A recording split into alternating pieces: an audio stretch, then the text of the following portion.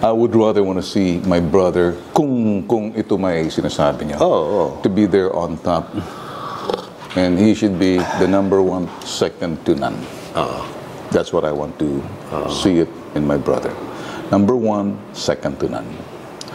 Okay lang ako, 3rd, 4th, 5th, 6th, kung magkakatotoo man yan. Hi guys, narito tayo ngayon sa labas ng tahanan ni Bitag Ben Tulfo. Binigyan niya po tayo ng rare na pagkakataon para makapasok sa kanyang tahanan at makausap siya tungkol sa kanyang mga plano sa buhay. Pero bago yan, subscribe muna kayo sa aking channel at kay Christine Babos channel. Magandang umaga.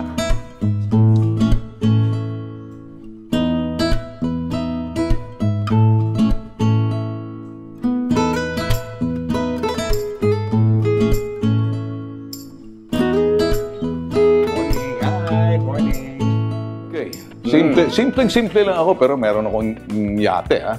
May yate ka? Wow, pasakay naman. Meron din akong eroplano. Meron din akong zoo. Wow, may zoo ka rin? Pero kaka-big time. Sige, punta tayo sa yate. Sige, yate muna tayo. Ito muna. Ito. Okay. Oo nga, no? Medyo malaking yate yan, ha? Medyo, yan. Okay na yan. Eroplano ba ka mo? Ito. Ayan. Ito na aeroplano mo, ha? Aeroplano, okay. Suba ka mo? Ito, Jaguar. Meron kang leopard. May kabate. Ito pa. May kabayo pa. Gusto mo ng mga performer? Ito, gitarista. Yan. Float, yan. May maestro pa ako. Kompleto tayo dyan. So, ito bahay ni Ben. Ayan, nakita nyo, ha? Simple lang tayo. American style ang bahay mo. Ito yung sala. Okay. So, yan. Punta tayo kitchen. Turo mo naman kami sa kitchen mo. Kung titignan mo, ito yung pinaka... this is the Americas, middle, you know. And yan actually, yan ang kitchen namin, pag titignan mo. Pero hindi namin ginagamit because we have one kitchen from the outside and dirty kitchen. So, simple lang. So, set up American way. And then we have 3 bedrooms sa taas, 2 bedrooms, and 2 bedrooms yan, simple. And matagal ka na rito, Ben, sa lugar well, itong bahay na to, na-renovate lang ng 2000. It was renovated in 2019 and then natapos siya ng 2020 bago mag-pandemic. It was like this. Itong bahay na to, ganito rin yung bahay ko sa States. Simple. So, kinuha ko yung design, the same situations, the same design. Kaya lang nilagyan ng mga accents. So, that's the reason kung, yeah, that's... So, simple. You have the receiving room, which is the living room. And then this is the kitchen. And then you have the family na, visitors. Compact lang kami. And then you have the kitchen from the outside. Ito. This is where hindi ako pumupunta. Ayan, so, dirty kitchen nyo. No, it's not yet the dirty kitchen. Ito yung kitchen nyo. Okay. So, that's the kitchen. So, dan sa loob. Tapos may dirty kitchen po sa labas. So, that's done. So, ito. Diyan ako umuupo sa umaga. Pag hindi ako makatulog kuminsan, 2:30, gumigising ako. So, I keep reading. Yun na. So, same ang estilo ko. Isang lugar lang lagi ako. And then from there, saan pa ako pupunta sa'yo? Medyo lakad ka. Kwarto ng anak ko, which is very simple. Si Carl. Ito ba anak mo? Yes. Siya yan. Okay, so yan. Siya. Okay, Carl. Okay, so, okay. It just, he stays there and then 2 rooms sa taas. Wala and then just quickly, simple house. And then, pag wala akong ginagawa, this is where I sit. This is where I sit. I watch TV sometimes. While I sit, sometimes para wag maging... May ganyan din ako. Pwede kang mag-exercise habang nagko-computer. Hindi, sa akin kasi while nanonood ka, pwede ka lang ng ito ng ginagamit tinataas lang. O minsan instead na for 1 hour nagbabike ka lang. Oo nga. And then That's where my bed. Parang hotel tong ano mo, kwarto mo. And then sa taas, kanina while waiting for you, I was here. And then sa taas, dyan maraming sapatos, bawal ka dyan. Dyan maraming sapatos. Mala Rafi Tulfo ba? No. Si Saraki pa. Ang sa akin lang yung mga shoes that I wear every now and pag medyo dinidispose ko. Ganon. Ano to? Kaninang drawing to? Pinigilan nga, then drawing, then exercise dito, and then I will treadmill. So this is all there is. Yeah. Kasi unang-una, ako lang naman mag-isa. Tsaka anak ko. Tsaka isang kasama ko kay... And then security sa labas, naka-stay in sila dyan. Guys, napakaswerte natin ngayon. Kasama natin ang idol ng marami, Mr. Bitag himself, Ben Tulfo. Ben! Thank you, Thank you. Paunlak. Salamat sa pagpaunlak mo na I don't know kung bakit nagka-interest ka sa akin. Ikaw pa! Ikaw correct ko. Pag sinabing idol, si Senator Rafi yun. Pero may mga nag-idolize din naman. Okay, siguro. But, diba? Totoo naman yun. Pag sinabing bitag, si Ben yun. Ayan. Pero thank you so much. At binigyan mo kami ng pagkakataon na masilip yung private life mo na hindi pangkaraniwan napapanood o nakikita ng mga tao. Ikaw yung first time. Oh, thank you. What an honor. Ikaw ngayon ang kakalkal. Gusto kong makita yung other side of Ben Tulfo. Okay. Sino ba si Ben Tulfo kapag hindi siya nakaharap sa camera? Una, si Ben Tulfo ay isang ama. At bilang isang ama, mahalaga sa akin yung mga pagpapalaki ng mga anak ko. Salamat sa Diyos naman, lahat naman ng mga anak ko, especially doon, mga professionals in their field, and I'm happy sa situation. I think siguro it was, my God, ganun ang nangyari. So I still have 2 or 16 or 17 and 16 years old, pagitan. So they're still upcoming. So far, being a father at yung pagiging ama, ayaw kong mga kasalanan or mga mali mamanahin sa susunod na henerasyon. Kung yun anong pagkakamaling mali na medyo ayaw kong maipasa, ayaw ko yung anumang, sabihin natin, the curse, sabi nga sa Bible. If you don't take care of it, it will go to the next generation. I'd like to have it broken. From my standpoint, huwag na ipasa. Ano ito? Ano itong ayaw mong... ano mga bagay, mga mali-mali na... Marami akong mali. You know, sabi nga nila, more experiences, more mistakes, but you learn from the mistakes. May mga taong hindi natututo sa kanilang kamalian. Ako kasi, fast learner ako. And realized that on mistakes, it became, my strength. So, hindi ako nagdudwell doon sa sinasabing the negative side of it. I may just be a father because I'm not a husband. But I would like to be close to my children, until the next generation na dinala sila, tinawid sila sa tamang landas. So you're hands-on dad sa mga anak mo? Like especially the one that lives with you, di ba? Yeah, very hands-on ako. Hands-on ka talaga. If my other kids, kung titingnan, yung ibang mga anak ko, professional, salamat naman, abogado, si Jax. He is a lawyer and he works with Public Attorney's Office. The other one's a journalist in the U.S. Si Cheyenne, is New Jersey. And happily married to Jason. And I have my grandkids, si Owen. And then the next is si Sigourney, happens to be the same thing, follow my footsteps. Journalist, graduates Assumption College, and then sa US, then sa Fairfield. The other one, si Raymond, is a chef. So, and the other one is si Earl, graduated in St. Joseph University, and is working like equivalent sa US, sa Pilipinas, the SWD, social services, wanted to go onto social justice, and then itong pinalaki ko sa lahat. Ito I'm being proud and thank God. From the time that he was born up to the present, he lives with me. So I can see that kind of reverence, masunurin. He's now, kumbaga, parang tinetrain ko to be successful in the field na kung saan, ganun din yung larangan, media. So, para siyang COO Chief Operating Officer sa Bitag Multimedia Network. So, and the others are still kids and their mom. But would you want him to be also like a hard-hitting personality like you sa television? If you ask me kung ako, ayoko. Ayoko maranasan niya, ayoko makita, ayoko makuha niya yung angas ko, tapang ko, ayokong mangyari yung mga bagay na dinaranasan ko, dangerous. If I were to go back again and say, would you like to do exactly yung ginagawa mo, Ben? No, I'm not gonna do it. So ayoko ipasa sa kanya. I would rather na gusto ko maging journalist, executive, leader, passing on the torch, na ipagpatuloy yung legacy na na-build ko, but on the different side. Doon sa sinasabing corporate side na.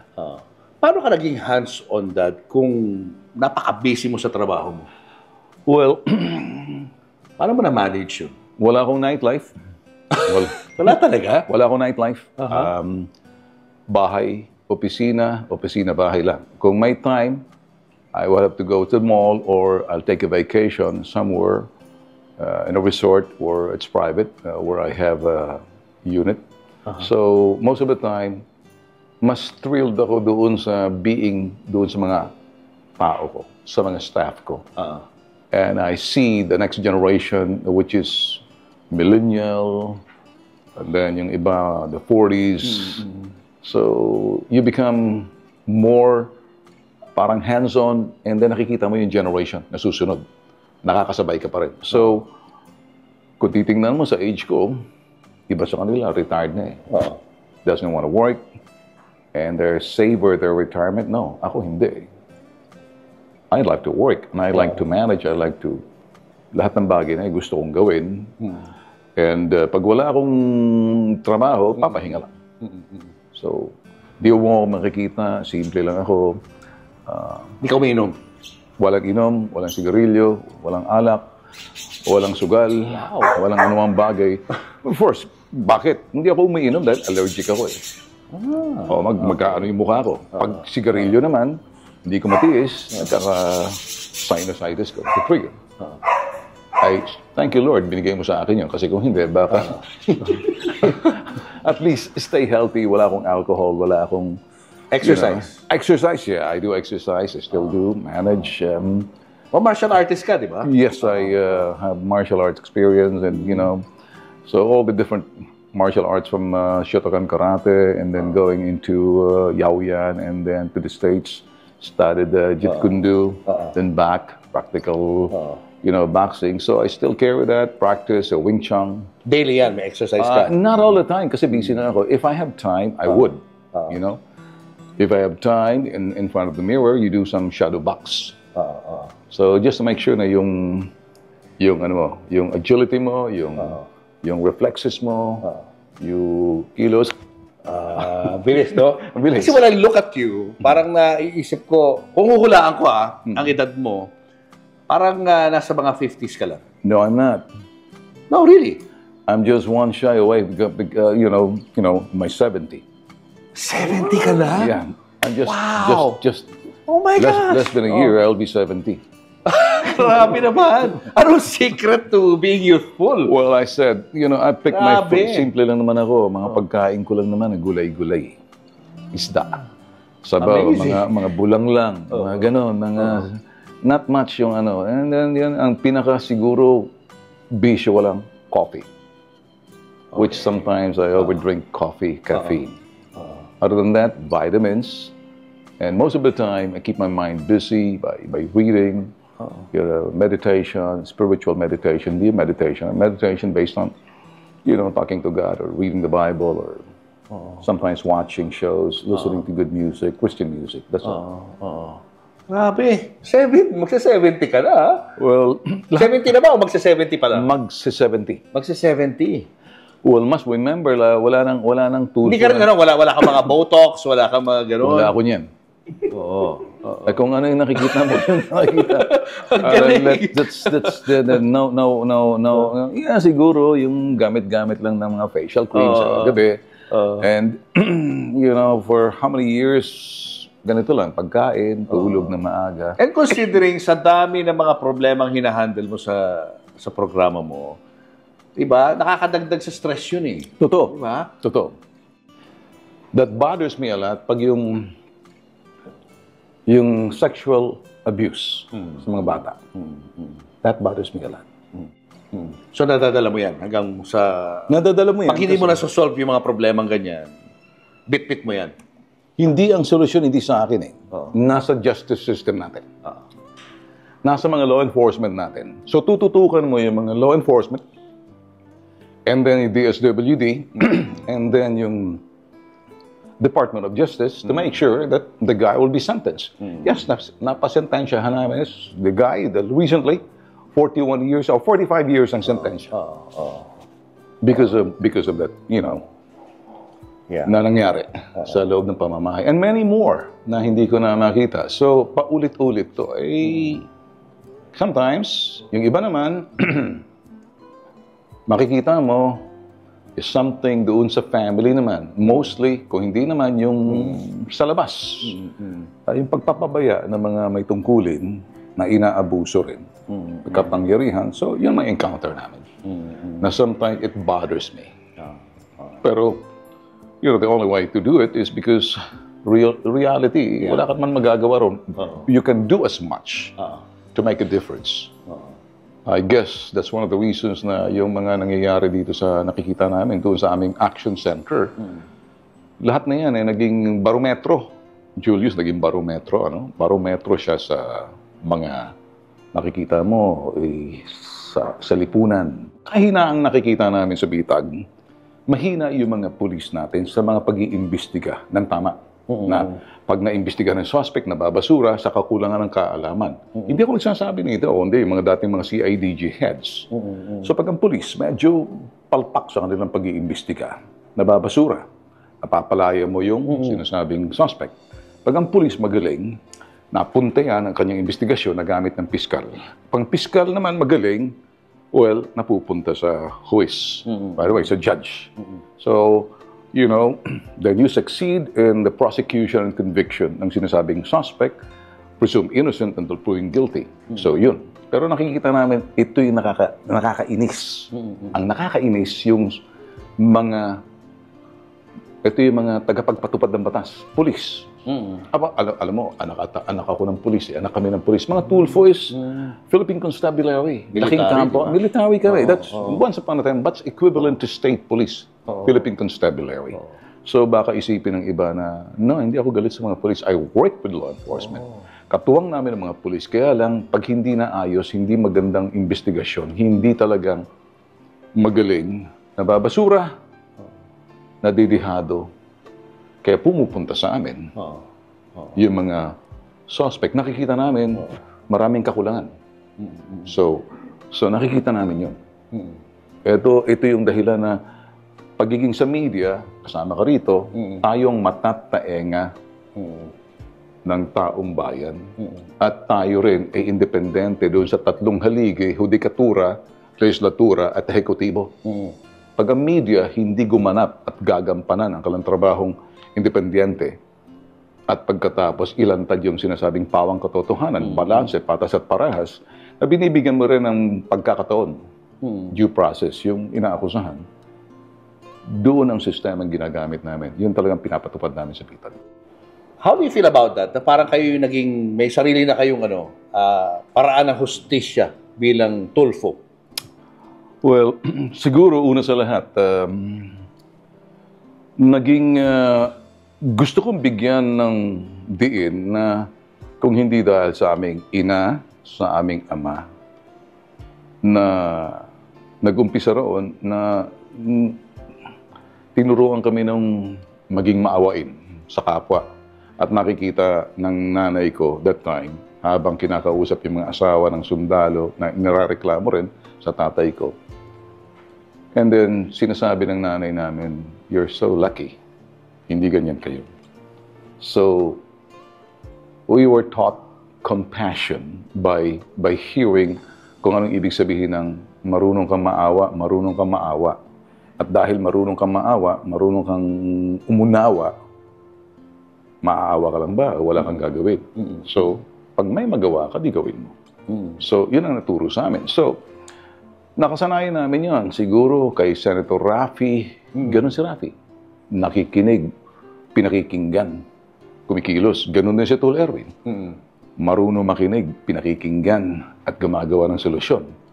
Eh, ganun din ako eh. Marunong akong umakinig, pinakikinggan ko, nagreklamo, inuunawa ko, naaawa ko. Pinakikita ko na mahalaga ka sa akin kasi pinakikinggan kita. Ayaw kong lumabas ka sa tanggapan namin na parang wala palang ginawa ito eh. Gusto kong sabihin, nabigyan ba kita ng linaw? Natulungan ba kita? Okay ka ba? Kung ikay nanggaling sa malayo para makita na ako, ayoko naman na dumating ka sa akin na wala akong nagawa, kahit na paano. And then I'll see them cry and say, yes. And that to me is good enough. So, ang pinaka-foundation yan, nung maliliit pa lang kayo, Yes. nakikita nyo yun sa bahay nyo? Well, sa bahay namin sa kampo, nakikita ko yan sa Zamboanga City. When my father was a provincial commander, I was no longer a kid because ako, high school na ako that time eh. From grade 6 to grade 5, nakikita na namin. So, natuto kami ng maawa. Yung siguro sa nanay namin. Talagang sa nanay namin tinuro yun eh. Tinuro talaga sa nanay namin. Kwento rin ni Senator Raffy yan sa akin eh. Yan din, pareho kayo ng kwento. Ganun din yung pagpapalaki sa amin. So, na-inherent na yun, lumaki kami, ganun din. Paano dynamics yung magkakapatid? Well, natural. Marami kami magkakapatid. Natural paglalaki. May mga kung minsan may hindi pagkakaintindihan. Magulo, marami. Pero at the end of the day, kapatid pa rin yan. Minsan, may kapatid ako na pag medyo dinihado, alam ko, makikipagsuntukan ako para sa kanya. Pero kung titingnan mo si generation namin, mga Tulfo, simula sa akin pababa, ibang generation kami. The junior generation. Simula kay Mon hanggang kay Wanda, senior generation yan. Magkaiba. Magkaiba. So, ang bagay na gustong sabihin sa iyo, sila Mon, sila Wanda, pwede sila magtagalog at Bisaya. Ako, hindi. Chabacano, Bisaya, Tagalog. Ang hindi alam ng senior generation namin, wala silang Chabacano. Kami lang. Sila Erwin, si Raffy, ako, we speak Chabacano. Sometimes nagagalit yung tatay naman, ay, pagsasabi niyo dyan, okay, sige. Either Tagalog ka lang or Bisaya. So, kami, we apply the dialect ng Chabacano. So, kayong tatlo, ang talagang magkaka-close kayo. Nila Raffy, Erwin, at ikaw. In a way, close kami. In front of the camera, especially pagtulong doon sa sinasabing, sa T3. Babalikan natin yun. Close kami. Close kami. Kung minsan, I appreciated being an elder brother na tatawagan ako ng isang kapatid kong bata sa akin. Kuya, ano bang gagawin ko rito? Kuya, medyo alanganin ko rito. Sabi ko, what do you want me to do? So, bibigay ako ng advice. In the same manner, hindi ko nasasabihin kung sino doon sa pareho sila, mahal ko eh. Okay. So, gagabay ako. May time na hindi kayo nagkakaintindihan, ganun lang yun eh. At the end of the day, it's either you give in, kasi kuya ka eh. Mas malawak ang pag-iintindi mo dahil kuya ka. Pero mas nauna silang pumasok sa media, no? Silang dalawa muna, no? Si Erwin at si Raffy. Ikaw yung behind the scene ka, no? Anyway, yes. It all started siguro dahil kung media pag-uusapan, Simon muna. Simon muna. And then ako, because I was a disc jockey. Ayan, o sige, pag-usapan muna natin yung pagiging disc jockey mo. Paano ka napunta dyan? Well, bata pa lang ako. Siguro nakita ko ng talent ko. High school pa lang ako. In-employ ako dun sa Puerto Princesa, DYPR. Nakita ako ng the late station manager na may talent ako. So, I call him Flyboy Amboy. Papalipad ng aeroplano, so he likes what I'm doing. So, tinatrain ako. But as time goes by, every time pag umuwi ako ng Puerto Princesa, umuupo ako. Until, the time when I decided to just get into being a disc jockey and even support myself. And being a disc jockey, I'm proud kasi ang pagiging disc jockey, it is a prestigious job na many are called, only few are chosen, so audition. Iba kasi yung disc jockey ng araw eh. So I cherish that because iba yung talent namin eh. Aside from medyo mga premier kayo, mga Inglesero kayo, iba kayo eh. Iba kayo doon sa mga nagsasalita-salita lang. So, iba yung level namin. So, on that aspect, nakikita ko si Erwin, bibisita sa station namin. Nakikita ko rin si Raffy, bumibisita that time. So that was it. And then I went to the States, and then let's just fast forward. I came back. When I came back, that time, Simon wanted this show, isumbong mo for whatever reasons, siguro, hindi na ma-continue. So I told Mon, do you want your show na isumbong sa TV? Sabi, yes. Okay, let's form it. So, awa ng Diyos, na-air na. So, Anong ginawa mo doon sa show na yun? Anong posisyon mo? well, the first thing was to look at the situation, yung kanya mga case study, yung mga sumbong. I sat down with his good staff also from UP. I was listening, I was advising him, this is what you're gonna do, this is this. Behind the scenes ka lang Behind the scenes, okay. So take care of this, look, ganito, ganyan, ganyan. Oh, na-launch namin. And then, okay na Simon. And Rafi came in from the States that time, so sabi niya, Kuya, ay tulungan mo ko rito, sabi ko. But he was doing newscast sa PTV4. And then GMA yata yung other network, if I can't remember anymore. Sabi niya, can you come up and give me a show? Sabi ko, anong gusto mo? Sabi ko, gawin natin yung Philippines Most Wanted, tugisin yung mga wanted, just like in the US, America's Most Wanted. Babagay sa'yo. So, it started there. Magkasama kami, and eventually, hindi ko makayanan kasi he has to go in his own, kasi executive ako eh. I was an executive of Innovative Technologies Unlimited Incorporated. So, ang trabaho namin is attached kami sa US, ng the area ng Asia, Pacific, doon sa sinasabing extrusion technology. But that's another issue. So, nagawa na namin. And then, kay Erwin, I remember, sumusunod ako kay Erwin, sabi ko, what do you want? Eh, TV Patrol siya that time. He was parang panggabi.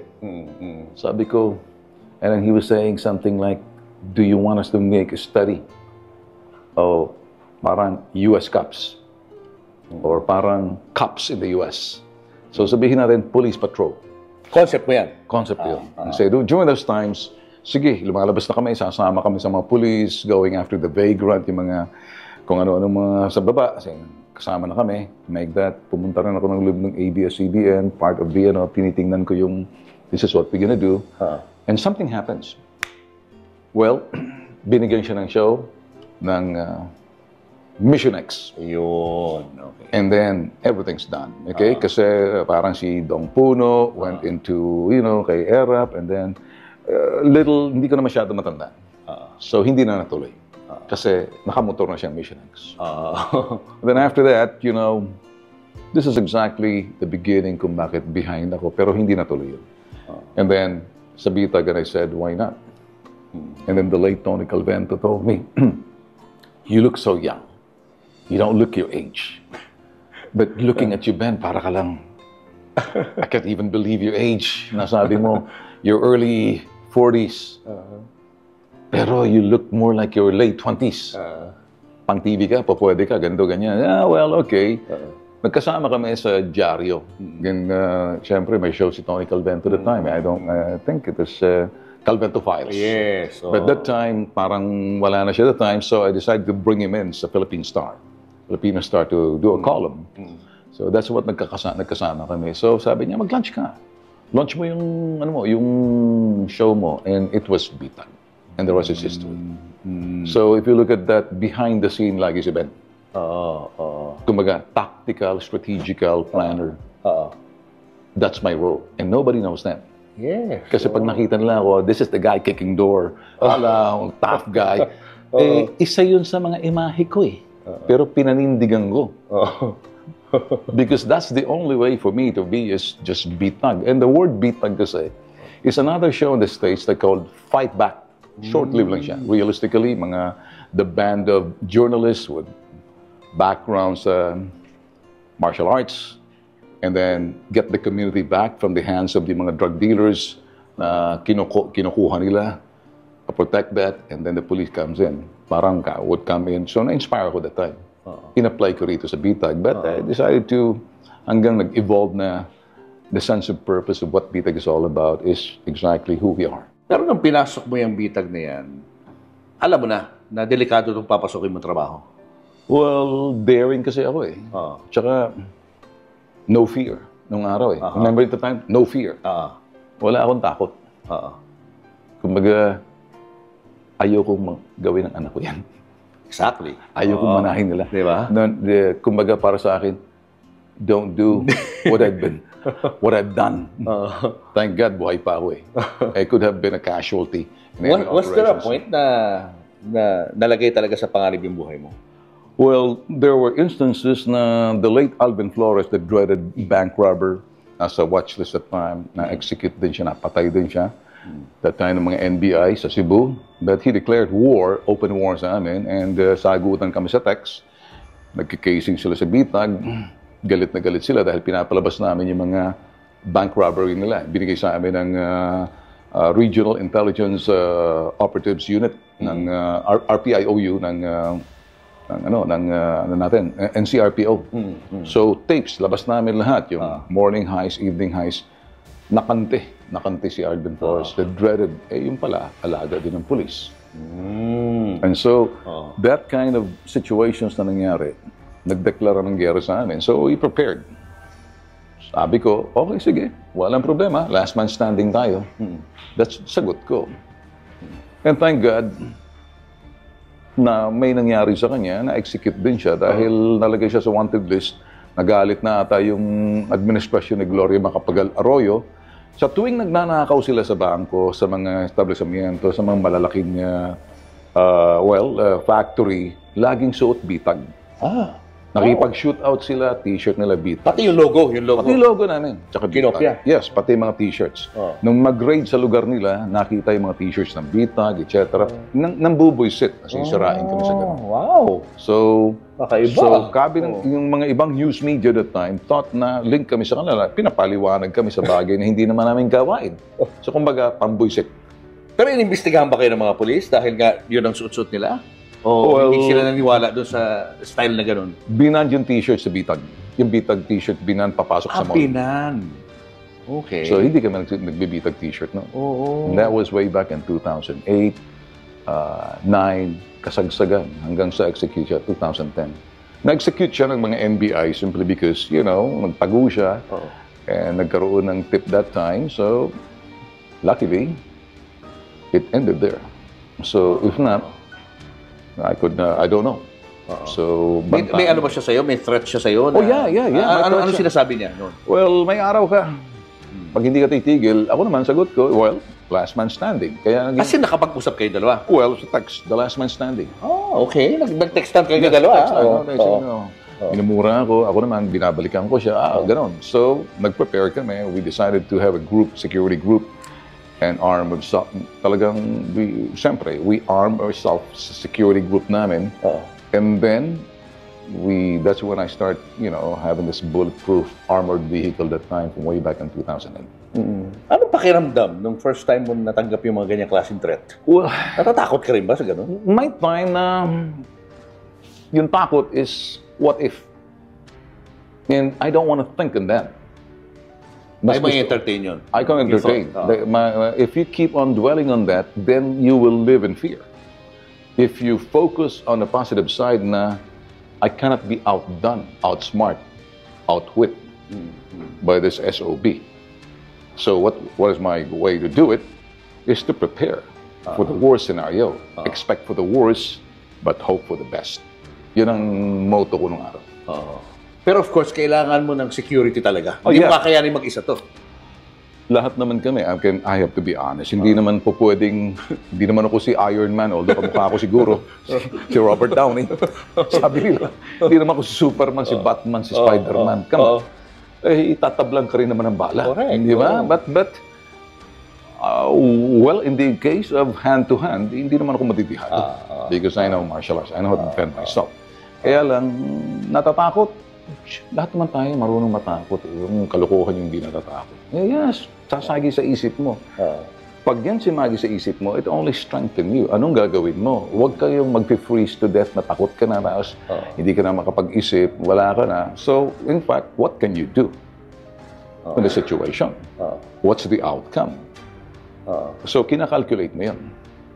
So, every steps, the move, so naging, sorry to say it, parang naging excited ako sa ganung buhay.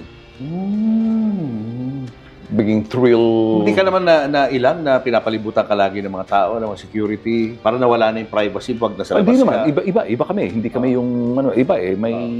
May formation kami.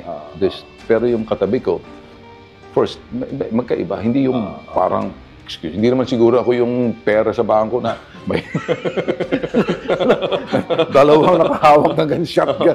Hindi naman ako pera. Kasi hindi mo rin ma-predict, di ba? Iya. Ang style namin. Ang dami na kaaway mo. Tama ka. Oo, hindi mo alam. Tama Kailan ka. yun? So, we are prepared for the worst scenario. We're always studying yung Israeli-type defense na even kukulang kaya kang patayin. Pag nadikit ka, mahaba. So, importante, huwag kang madikitan. Even ang yung mga naka-long sleeve, baka kasi pag lalabas yung pop. Yan na. So, kaya ang close-in mo, martial artist. Nababasa agad. Pag medyo we were trying to look at ups, lay your clothes to, okay lang pag t-shirt ups.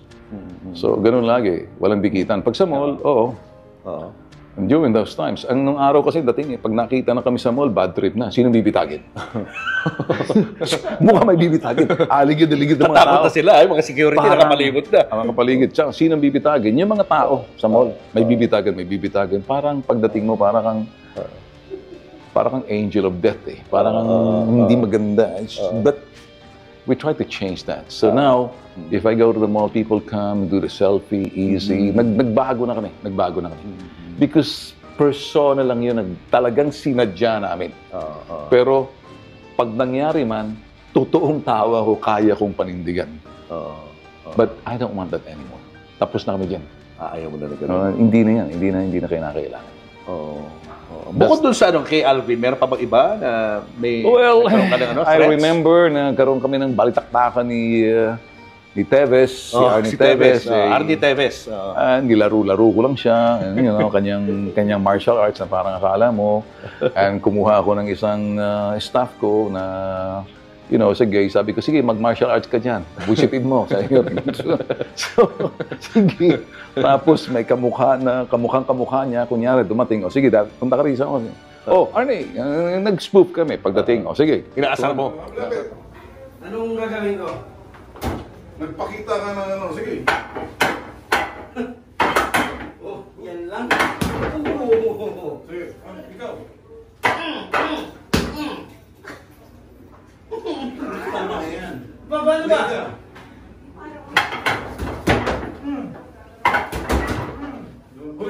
Panood ko na ito eh. Lakas! Isa pa.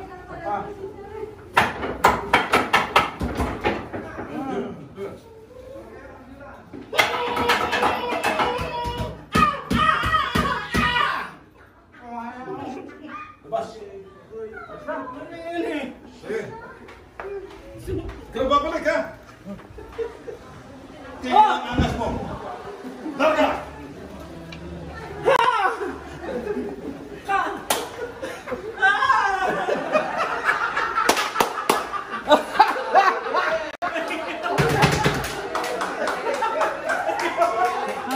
Tao si Arnie yun. Oh my God.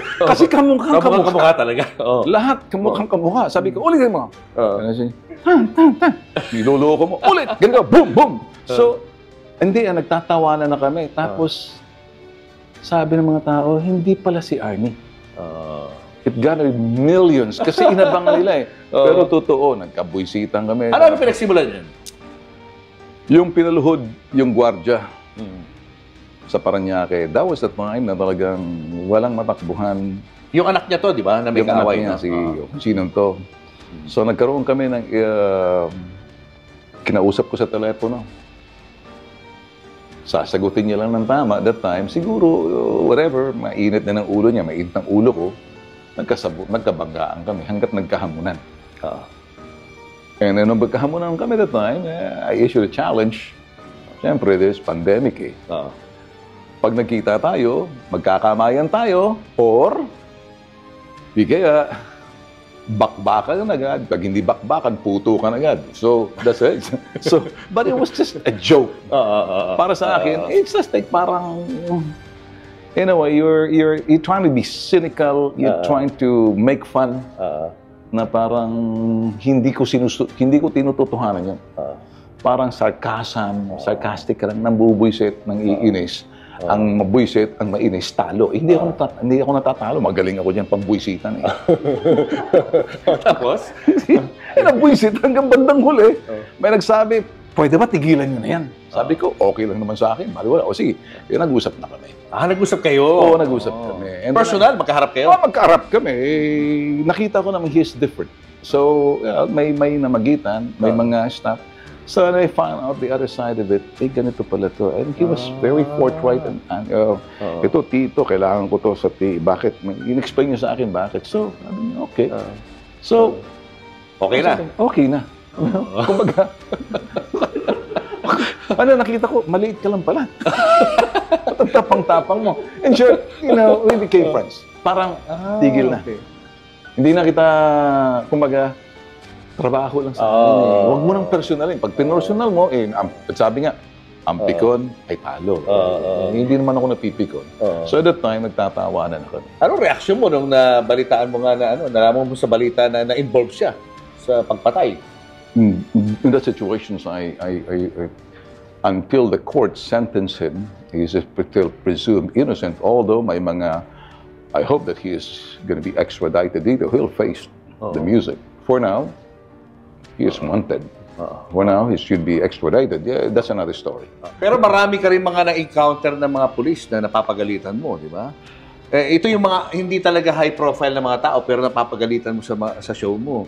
Hindi ka ba nakangamba na baka isang araw itong mga to biglang may gawin sa'yo? Well, two things. Pag nakalaban kong isa, may kapalit na 3 na kaibigan. Pag binulyawan kita, may kapalit na 5. So, hindi lahat against sa akin. Isolated. Kasi ako, trabaho lang, Diyos. Pag ang isang pulis na may ginawang hindi tama, tatanungin ko muna. Pag nakikita ko naman na parang they accept the mistakes, hindi ka pareho na dati, pero ngayon, you know how to listen.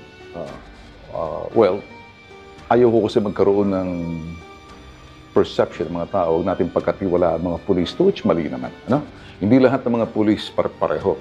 Parang sa media, may mga balahura sa atin. Hindi lahat tayo. So kung meron mang kapiranggot dyan, isay mo yung napakarami ng mating. So isolate mo kung sino yung bugok na itlog.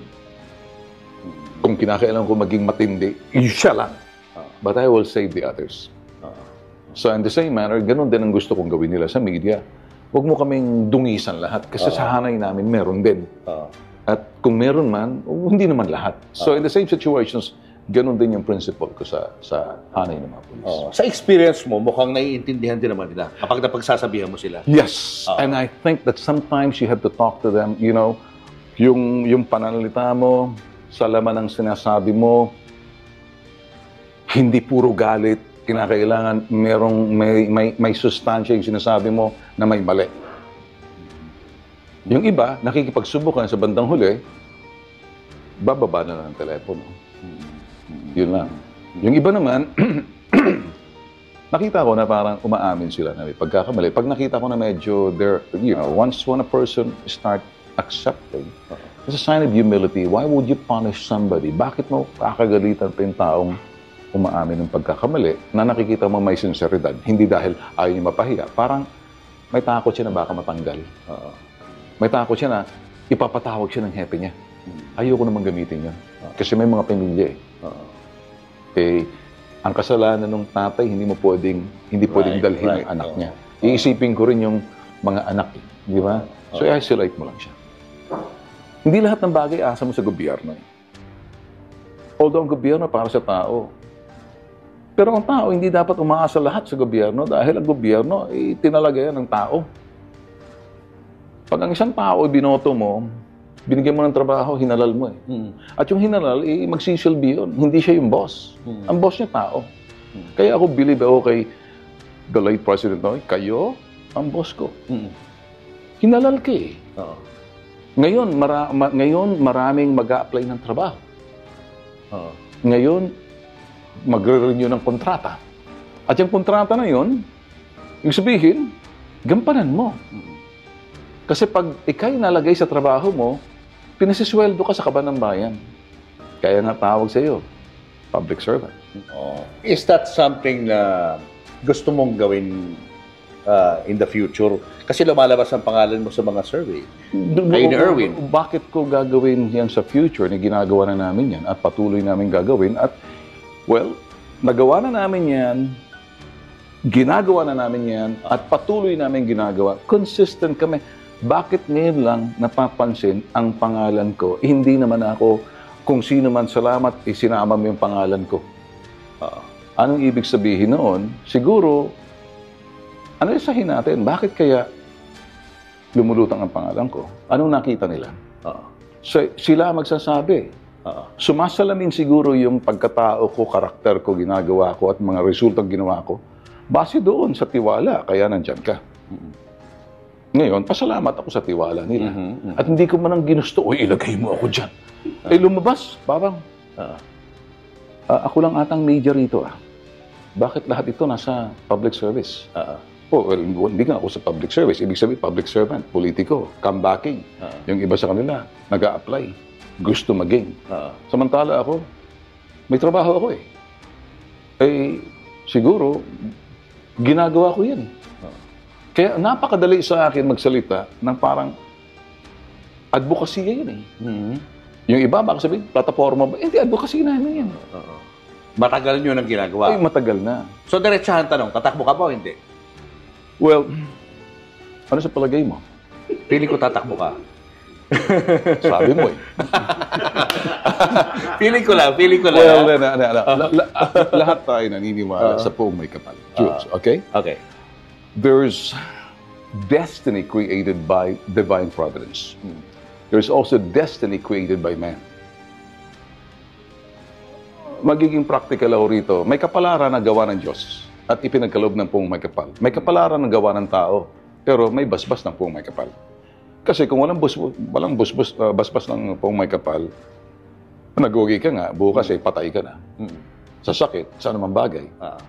Iba yung basbas ng poong may kapal. Alam niya ang umpisa hanggang katapusan. Kaya lang binigyan tayo ng poong may kapal, the choices, and there will be consequence. But the choices must also conform doon sa ano yung utos. Ano yung kanyang kalooban. The will. Whose will? His will, my will. Or people's will. May kasabihan ng iba, the voice of the people is the voice of God. Pero do you see yourself na papasok sa gobyerno? Well, kung luloobin ng poong may kapal na ako'y pumasok sa gobyerno, siguro pupunuan ko ang kakulangan ng anumang kulang in aid of legislation sa batas. Patibayin ng batas. Ang pananalita ko ngayon, Jules, ay isang media man na nakikita ko ang kakulangan, the infirmities, sakit kung meron man. Nasa sa atin ang trabaho natin, tumingin doon sa tatlong haligi, pang-apat tayo. Hindi tayo pwedeng sumapi doon sa haligi na yun. Independente tayo kasi kung ano nakita mo, pupunan mo. Kaya lang, kung ako'y aalis sa pang-apat at lilipat ka sa anumang haligi, hindi naman ako pwedeng pumunta siguro. Hindi ako interesado dyan sa mga executive. Interesado ako, crafting laws. Quality laws, real laws from real people, in a real problem, in a real society, in the real world. Plain and simple. Hindi katang-isip. So what happens to Bitag kapag ikaw ay government official na? Kung hinalal ako ng taong bayan, ba'y tatalikod na ako. Kung ako'y tatalikod, hindi naman, parang tinalikuran kong tungkulin na nilagay ako doon. Ganon pa rin, magigesting ako. Para iambag ko ang anong aking kaalaman at maintindihan ko sa pinanggalingan ko, madala ko naman doon sa sinasabing larangan at makakatulong ka. So, walang masama ako mag-guesting. Mag-guesting ka dahil kabisado mong trabaho. Huwag lang yung malilito ka, alin ka ba talaga? Si Senator Raffy na pagsasabay niya, di ba? Yes. Parang gano'n ang gagawin mo. Well, I love Senator Raffy. It's, you know what? Why? Because he is by heart now a statesman. He's a statesman. Yeah. But he still would like to touch base reality yung mga taong, mga constituent niya pa rin yan eh. All throughout Luzon, Visayas, Mindanao. If he can do it, why can't I?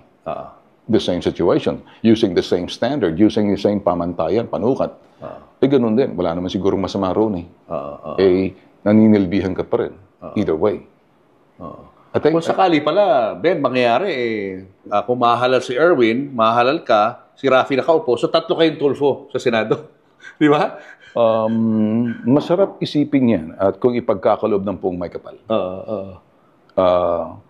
Ang kalooban ng Pong May Kapal, sabi ko nga, I believe in divine providence, the destiny created to you, given to you by God. And there's man-made destiny, pero temporary lang yan eh. Hindi ka sasucceed, you're not gonna be able to leave your legacy behind because it's not the will of God. But then again, the voice of the people is the voice of God. Right. What about surveys? Hindi ka ba nangangamba na pagdating sa election, sabay kayo, di ba magkakaproblema yon na dalawang Tulfo ang tumatakbo? Simple lang yan. Hindi lang dapat isa, dapat dalawa. Pag binoto mo isa, ba't ayaw mo iboto yung isa? Kung naniniwala ka, isang dugon dumadaloy sa kanila, sa ugat nila, hindi ba mas maganda kung dalawa para may paglaban ka? Ba't kinakailan mo ng isa? Kaya mali yung sinasabing, hindi, maghihilaan kayo. Ba't kami maghihilaan? Mas pabor pa nga sa taong bayan. Kasi ayan, ilalaban ka. Ako, ilalaban ko. Hindi ko iiwan. Kung yan ay sinasabing ganon sitwasyon. Kaya mali yung sinabi, maghihilaan kayo. Ako na Isa lang mananalo, yung isa hindi. Gawin mo lang ako si... letter eh. Sir Sex ang pangalan ko para, sige, yung parang okay na hanapin nyo lang kung gusto mo. Tingnan mo, punuan mo kung saan mo gustong lagyan. Kasi ang tao kasi, naniniwala ako, ang tao, nag-iisip yan. Kung ang natutuwa ang tao, kaya magkapatid man yan, basta't nagmamahalan, iisa ang direksyon, iisa ang dugo, iisa ang prinsipyo, iisa ang paniwala, iisa, makatao, makabayan, yan ganang ginagawa ng dalawang magkapatid niyan. Bakit mo iiwan yung isa kung kaya ang dalawa? Kung gusto mo ang plataforma, package deal, why not one? Diba? Mas TNT yan eh. Gusto mo ng talagang pagbabago. Ito, maasahan mo. Bakit isa? Kung ikaw ba, ako, estilo ko, ano? Ano ba? Binili ko to. Ano binili ko to? Kumukuha ko ng dalawa. May reserva lagi. Kasi anytime, baka magluma, mayroon akong isa. So, kung kaya kong kumuha ng dalawa, bakit isa? Hindi, kukuha ko lagi. Kaya pag ikaw pumunta sa drawer ko, laging dalawa. Laging dalawa. So ngayon, sasabihin ko sa'yo, di dapat isa. Dapat dalawa, hindi lang isa. Tandaan. Okay. You sound as if parang mukhang sigurado na ang pagtakbo mo. No. Ito naman pinag-uusapan. Kasi ayaw natin i-preempt. Ayaw natin pangunahan ang Poong May Kapal. Kung ang plano ng Poong May Kapal nandun, ako naniniwala ako dyan, Diyos. Kahit ngayon ako parang nagiging, parang salamat at napansin sa tagal ng panahon, ilang presidente na, ilang eleksyon na ang lumipat. Bakit may lulutang ang pangalan ko? Inutos ko ba yan? Anong inaasahan nila? Kung nilagay nila sa survey, kung ako'y lumutang dyan, may ibig sabihin yan. Itong pagsasalita natin, parang sinusukat na ng tao. Ano bang laman ng utak mo? Sikat ka lang ba dahil apelyido mo? Sikat ka lang ba dahil yan? Dahil gwapo ka? Hindi. Yung sustansya at laman ng utak na magmumula sa puso. Mula sa puso, galing sa utak, lalabas sa dila. I say what I mean what I say. Simple lang eh. No ifs, no buts. So, ganun din naman si Tul Erwin eh. Ganun din naman si Tul Rafi. We mean what we say. We say what we mean. So, iisa lang naman kami. T3 yan eh. Kaya nga, nandyan yan. T3, nakilala kaming T3. Kung kaka-T3 sa Senado, balang araw. Well, wala akong ikaw may sabi niyan. Bakit? Pero may kagustuhan ng ilan nating mga kababayan na si Rafi ay tumakbo sa mas higher position. What do you think about that? Like running for president or vice president one day. Yung mga tao kung nag-iisip ng ganyan, masyadong maaga. Pero alam ko naman, pag tinanong mo si Tul Rafi, alam si Tul Rafi, trabaho siya eh. Hindi mo maririnig si Tul Rafi nagsasalita ng ganyan eh. Hindi ni Tul Rafi, Senator Rafi magsasabi, parang masarap sa taenga pakinggan. Pero you know what? Mag-iingat tayo kasi baka pinalulutang lang pangalan para gibain ka eh. Mahirap yan eh. Posible yan. Kasi para sa akin, kung yan ay iniisip ng mga tao, hayaan natin sila mag-isip. At, you know, may karapatan ka at kalayaan ka mag-isip ng anong gusto mo basta hindi nakakasama sa kapwa. Kaya lang, may mga ibang naniniwala, salamat, diguro. Parang kapatid ko yan. Sino ba naman hindi matutuwa? Kapatid ko si Tul Rafi. Kapatid ko rin si Tul Erwin. Sino hindi matutuwa? Siguro, ang bagay na medyo malayo pa, parang masyadong maagang pag-usapan. O, siguro, Marami pa pwede mangyari. No? Sabi nga natin, you don't even know if tomorrow will come in the life of a person because baka mamaya hindi ka nagising sa umaga. Life's short. Make the most out of it. Correct. But there's always God who will tell you. Bakit lagi mong ina-attribute ang Panginoon sa mga usaping may kinalaman sa buhay mo? You know, when I say,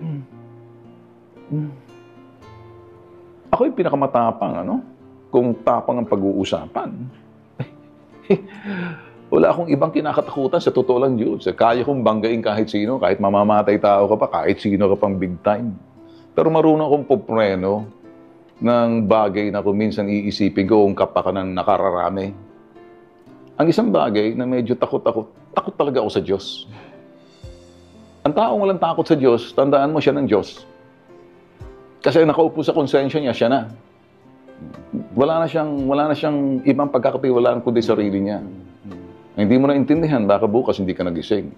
So every day, ako araw-araw na gumigising ako, papasalamat ako, I'm still alive, I can feel the fresh air in our face, I can see the blue sky or yung green na mga puno na yan, hangin na yan, because ipinagkaloob sa atin na habang nabubuhay ka, ano yung sense of purpose mo? Sino ka sa mundong ito? Sino ba si Ben? Ako si Ben. Sinabi ko sa'yo, ama ako. Sinabi ko sa'yo, executive ako. Sinabi ko sa'yo, makatao, makabayan ako. At ayaw kong sabihin na takot ako sa Diyos. Sino ba? Ano ba yung halaga ko? Gusto ko lahat ng ginagawa ko may kahulugan, may kahalagahan. Sa bandang dulo, ano ba ang pinaka-purpose mo? Ang mission mo sa buhay? Kung bibigyan ako ng pumay kapal ng I'd like to serve the Lord. Alam na, serve the Lord is serving the people. God, people, country. Kasi kung sarili mo lang pinagsasabihan mo, wala kang kwenta, hindi ka dapat nalagay dyan. Yeah. So, when you ask me, dalawang bagay. Magandang tanong mo, bakit lagi mo sinasabi ang Diyos? Maraming ta-turn off sa iyo, Ben eh. Lahat naman tayo may Diyos eh. Kaanong relihiyon ka eh. Kahit anong denominasyon eh. Basta takot ka sa Diyos mo. Yun ang pipigil sa iyo. Sa kasamaan, pagnanakaw, katiwalian, na ikaw'y mabuting tao kasi may gumagabay sa iyo. May kinakatakutan ka. Tao walang kinakatakutan. Wala siyang pakialam hanggang sa hukay yan. Sabi niya, total, nabubuhay naman ako. Walang Diyos. So gagawin ko lahat ang gusto ko. Hanggat buhay pa ako. Walang accountability. Correct. There will be no consequence for whatever that you do. I believe in a choice and consequence. If I good choice, good consequence. Some people think, walang Diyos, my choice is my choice. I am the captain of my soul. Well, nakakatakot yun. Lalayo ako sa iyo. Magkaiba tayo. When that happens, if you should decide na tumakbo ka bilang senador, siyempre ipupukol sa iyo mga issue in the past. Okay. Isa sa mga issue dyan yung sa DOT. Paano mo sasagutin yun kapag dilabas na naman nila yun? Alam mo sa DOT, very simple. Ito lang ang purpose. Binasura ng ombudsman dahil nakita ng ombudsman, walang katuturan yung sinasabing akusasyon. Maaring hindi pumayag doon ang sinasabing COA for whatever reasons, but we delivered more than enough. You know, if ever na sinasabing pababalik mo yung 60,000 na delivered namin na ipalabas, nandyan pa rin, napakinabangan, tuloy pa rin pwedeng ipalabas na kini-question. Pinasasauli mo sa amin, then parang ang ginawa ng gobyerno sa amin, pinagtrabaho mo kami, tapos pinasasauli mo, enrichment yon. Anong mangyayari doon sa serbisyong ginawa namin? Na gidiniliver namin? Napakinabangan, nakita. So ngayon, doon pukol na yan, ayoko maglagay ng sama ng loob sa mga taong nakasakit sa amin. Against all odds, tumayo ako. Hindi ako nagpa-interview kahit sino sa media, nagsasalita ako sa programa ko. May mga kumontra sa akin, kadugo mo, kinontra ka. May mga politikong wala na dyan. Ako minsan, pag naisip ko, kinakalimutan ko lang. Marunong naman ako magalit pag inaakusahan mo isang bagay. Nakakasakit din naman sa anak ko at saka doon sa mga, well, especially sa akin, anak ko, na totoo ba dahil? Sabi ko, who said? I don't want my son or my kid to say na, hey, ninakaw mo yung 60 million. Kung sino man sabi, sampal ko sa mukha nila eh. Kaya naman namin sa uli yan. Eh, anong ibig sabihin no? Naglibre yun? Sinerbisan naman namin. Hindi naman kami gumamit ng koneksyon. Galing naman yan sa PCOO, Presidential Communication Office, through the DOT. Happens to be my sister, but I'm not involved sa kanila eh. So, the DOT and silang dalawa decided to get People's Television Network. Wala akong contract sa kanila. So, under ako sa People's Television Network. Likelihood kung bakit na kinlalagay yung programa namin. Kami ni Erwin, ako, si Alex Lop, si Alex Santos, tatlo kami, kilala kami. We delivered everything. It's a news magazine and, call to action. So, on that aspect, na-deliver namin. So, kompleto kami. From day one, pati mga sabit namin, nilabas namin lahat, na-produce namin. Kumbaga, for PTV4. And PTV4, sila ngayon maniningil kasi subcontractor kami ng PTV4 and general contractor is PTV4. Why go after the subcontractor and not go after the general contractor? Sino ba ang kliyente ng general contractor? Di yung gobyerno, government to government. Kaya nagagalit pa rin ako pag nakikita ko, pag pinag-usapan yan eh. Tapos lahat na lang ata, 2 linggo, napagod ako. Ginawa ko, sabi ko, I gotta go to the States. Then pagbalik ko rito, sinabi ko? Mamuti ng mata nyo, hindi ko sasauli sa inyo. Kulokoy kayo. Pakita ko, bakit? I realized na lahat sa namin, sa mga lawyers namin, what is this? This is a maneuver. Ang nakakasakit doon, kadugo mo mismo. Ang medyo doon. That's tapos na yun eh. Alam mo, forgive and forgotten. Siguro, sometimes, you'll never know the meaning of pleasure until you experience pain. Now, it's pleasurable because you're vindicated, but it was painful. Now you understand kung anong ibig sabihin ng sakit. And now, I put value and wisdom doon sa mga kaganapan niyo. Anong biggest regret mo sa buhay mo? Well, in the first place, a person who's always had that biggest regret, meaning he hasn't forgotten himself. He hasn't forgiven himself. The biggest problem of a person na may regret, he carries the guilt. When a person is guilty, he's convicting himself, battering himself left to right. The first thing is, you got to forgive yourself, but you have to be sorry and confess kung ano yung ginawa mo and never to do it. Lahat naman tayo nagkakamali. Pag nagkamali ka, well, hindi forever na regret. Sabi nga nila, regret comes always at the end. Don't just regret, magsisi ka. Okay? Parang ang pagsisisi mo, pangungumpisal yan eh. Ng pagkakasala mo, pagkakamali mo. Pag once na kumpisal mo, inaamin mo yon, magbago ka. Pag nagbago ka ngayon, patawarin mo ng sarili mo. Kasi kung hindi ka na makapag-move on. You keep on blaming yourself, battering yourself for what? Destruction. Then move on. So, if not regret, achievement. Anong achievement for you? Na greatest for you? The achievement so far would say, thank you, Lord, because you put me in the situations na nakita ko yung mga mali ko, nakita ko na inalaw mo, nakita ko na salamat na you're always there. You've never abandoned. So, I see the signs ng poong may kapal sa mga ginagawa ko. I hope that people, when I speak of, God, will not be turned on because we all believe in God, or either you don't believe in God, so I don't care if you don't. Nobody's trying to, I'm not here to convert anybody, but I'm talking about my experience. And God to me is important. Because that makes my character. Yeah. If you're godless, may mga taong hindi naman naniniwala sa Diyos, but that's okay as long as okay ka sa kapwa mo. May mga taong naniniwala sa Diyos, pero may mga taong hindi naniniwala. Kunyari lang minsan, hindi naman talaga Tala, hindi naman binubuhay Yes. ang mga salita ng Diyos. Naniniwala sa Diyos. Pero hindi Tapos, binubuhay. tama ka. Oo. Exactly yung sinabi mo. Oo. Hindi nakikita, reflection sa buhay mo, sinasabi mo lang, pero you're not doing it. Yeah. May mga ibang, hindi sila naniniwala sa Diyos, baka hindi pala nakita, pero alam mo, nakikita mo yung maawain sila sa kapwa. Isang araw magigising sila. At alam naman nila, ang kabutihan ay nasa pong may kapal. Hindi sa tao. Ito, I've always been meaning to ask you about this kasi ang specific na karakteristik na meron ka, aside yung pagiging matapang mo, is yung iyong accent. Saan ba nanggaling yung accent na parang American accent? Pag Well, I believe nagsasalita? siguro, having lived in the U.S. for how many years, I live in a community where it's really American. So, even sa mga anak ko, American kami, accent namin, it's something na kahit nung disc jockey pa ako,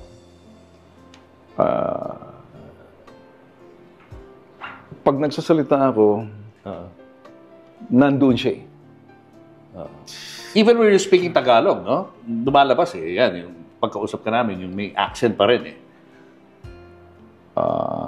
Sabi nila yan, pero hindi ko napapansin. Kami napapansin namin. Pareho. Which is, naging ano mo na nga eh. Naging ano mo na, kumbaga style mo na. Parang gano'n. Siguro sa kakulangan ko na to express, nagagamit ko yung, but I can speak straight kung kinakailangan. Pwede naman.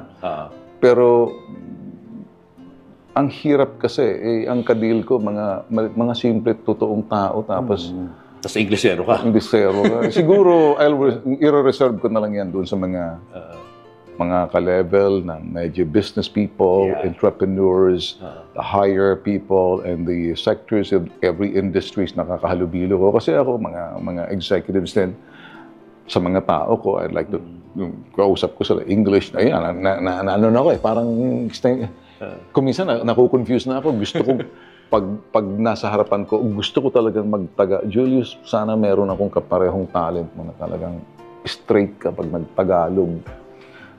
Na kung minsan naiinggit ako kay Tul Rafi. Bakit siya? Bakit si Erwin? Naiinggit din ako parang mabilis sa kanila. Parang siguro, ito yung dahilan na kasi wala, ano ako eh. I'm a man of few friends, select friends, and most of the time mga tao ko and family ko. So, ikaw kakilala kita, I know you, pero we're not that close, hindi tayo masyadong kumbaga, kukunti lang, kaya yung mundo ko, confined, kaya siguro, yan, pati yung character na yan, pati yung pananalita, yung kung paano yung expression, siguro naman na nakita mo lahat yung character ko sa pakikitungo, pakikipagsalita. Siguro naman ngayon makikita mo ng kaibahan na sino si Ben, sino si Bitag, sino yung nakikita mo sa TV, ano yung perception nila sa akin, ano yung pananaw nila sa akin, ano yung gusto nila mangyari sa akin. May ganun eh. May mga tao pag pumunta sa amin. Perception, expectation, and the desire. Alam ko na pag pumunta sila, yung perception nila eh. Madali kang puntahan, madali kang lapitan, madali kang umasyon. Yung kanilang inaasahan, marunong kang makinig, marunong kang maawa, umunawa, kumilos. Yung inaasahan nila, paano lang pag tumanda ka na at tumanda na yung mga kapatid mo, sino ang susunod? Yan ang medyo, parang bakit inaatang nyo sa balikat namin? Wala bang iba? Nagkataon lang kami nakita nyo. Baka may uusbong din sa larangan ng media na magiging kapareho namin. Marami dyan, may darating din. Na hindi mo ipipilit, no? Hindi namin ipipilit. It will just happen. Or sa kahit ibang pamilya sa larangan ng industriya. Siguro nagkataon lang. Siguro, providence din. siguro gawa rin ng Diyos to. Ganon, yun lang. Alright. Thank you so much. Wala ka naman. Ben Tulfo, thank you. Ayos. Bitag. It's an Mas honor. nakilala natin ngayon ng gusto si Ben Tulfo sa makita nitong interview na to. Sigurado ka? Oo. Marami kami nalaman sa iyo na hindi alam ng mga tao. Oo. Ngayon lang. Di kayo malito sila? Well, good luck sa iyo, ha. Kung ano man ang maging decision mo in the future, I wish you all the luck. Baka kailangan ko ng advice mo. Keep your Usap line, tayo. keep your line open and I will call you. Okay? Thank you. Thank you. Nakikita ko naman, totoo ka, Jules. Nakikita ko naman yung, thank you for listening. Thank you for sharing your story with us. Oh, well, it's an honor. Namamalo ka ba ng anak? Ako po, hindi. Si Nathan, oo. Paano pamamalo at bakit kailangan mamalo? Ano po, parang kunyari, kakamay, gaganunin lang niya. Ay, Para mahina lang siya, pero alam na, ni Nat, kasi makulit na talaga eh. Oo, Minsan tulay. biglang nang gaganon. Oo. Ganyan, tapos binasa sa bunutan ako biglang ginaganon. Parang inaano ni Nathan yung tama at mali. Kumbaga ayaw niyang ma-spoil yung anak ko namin, ganun. Ay Siya ako yung kasi parang parang, teacher. alam niyo yun, sa ibang tao nga sobrang maawain ko, lalo na sa pamilya. Parang hindi ko kaya, parang ganun. Eh pag lumalabas kayo, dinudumog ka, pa-picture, anong effect nun sa mga anak mo? Pa nakikita, dinudumog ka? Si Nat po, marami rin po nagpapapicture sa kanya. Celebrity baby na rin. Then sinasabi niya po, no, stop. Na ganun siya. Parang ayaw din niya na may nagpapapicture sa akin. Sasabi niya, no, stop. No, gaganon siya. So okay sa'yo na ganun siya, na pinapastop niya yung mga napapapicture. Kasi yun yung nararamdaman ng isang bata eh. Opo, kasi Okay lang. pag po meron siyang mga kalaro na mga same age niya o mas matanda, alam niyo parang takot sa kanya, pero siya, ang lakas niya na gusto niya yakapin. Yung, di ba yung parang sabi ko nga, hindi mabubuli itong anak ko, mana sa mami. Parang gano'n. Palaban, Rosmar din, pang malakasan. Hello po, ako po si Papo Julius. At ako naman po, si Mamu Tintin. Manood po kayo ng aming TV show, ang Julius at Tintin para sa pamilyang Pilipino. Sa Signal TV, 1PH channel with live streaming sa 1PH Facebook and YouTube pages. At sa Julius and Tintin Show Facebook page. Mag-follow and subscribe na rin sa amin at manood. Pati na rin sa Julius and Christine, the YouTube channel. Suportahan po natin ang programa namin na may layuning tumulong sa pamilyang Pilipino. Ito po ang Julius and Tintin para sa pamilyang Pilipino. Julius and Tintin para sa pamilyang Pilipino would like to thank the following. Pure Gold. Sa Pure Gold, always panalo. David Salon. Whoever you are, whatever you do, David Salon brings out the best in you. Raja Travel Corporation. With you on your journey. Baby Co Wipes. Bida si baby sa alagang Baby Co Wipes. Cupid's Cologne Love Mist. To order, message tonybbabaw@gmail.com. Enagic from Japan. Kangen Water Machine. Goldmine Rice. From farm to market. Be a rice distributor to wholesalers, retailers, and consumers. Open for franchise.